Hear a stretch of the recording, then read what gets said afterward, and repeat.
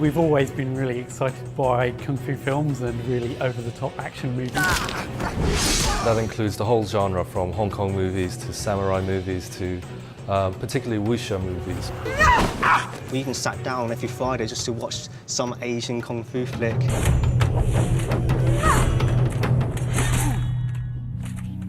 We've got a really amazing concept artist, Alessandro Taini, who created the beautiful concept art that we have.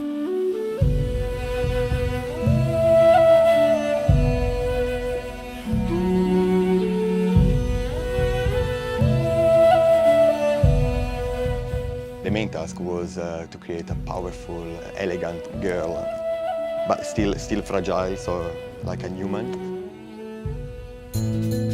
We did have a few moments in time where we wondered whether we'd be able to create a really successful female heroine. So we started to create some male equivalents, but we just knew in our heart of hearts that the male character wasn't as strong as the female character, and so we went back. I remember at one E3 show when our game was announced, 3,000 games were on show, and ours was the only original game that had a female lead. In hindsight, it was quite a bold move, but at the time it was just a sensible choice. When I knew Andy Serkis was the king, this was the first paint I did. It's really important, even the crow, which is part of the costume. It's like his soul, the crow. It's like a demon.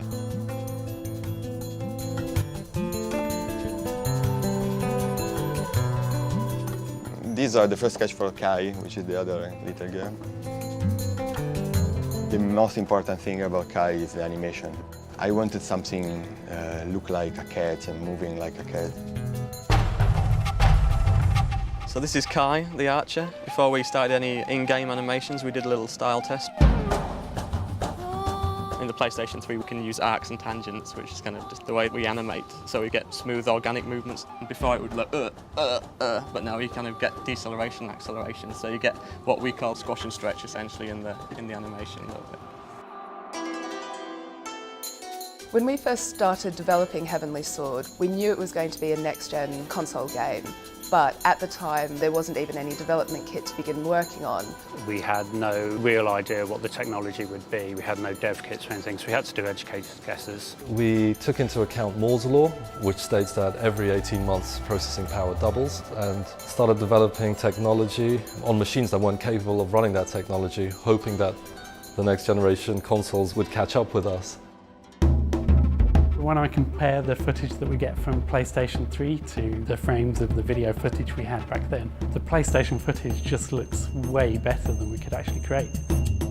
We can certainly have greater draw distances, we can add far more polygons than we could. When you play the game, the opening shot of Chapter 2, you can see for miles and miles, and it's literally that far in the game. We've got more particles in there, we've got more storage space for textures and things like that, so we can have a greater fidelity of our artwork. When you look at Noriko or Kai, they've got really beautiful skin shaders on them, so the skin looks very, very realistic.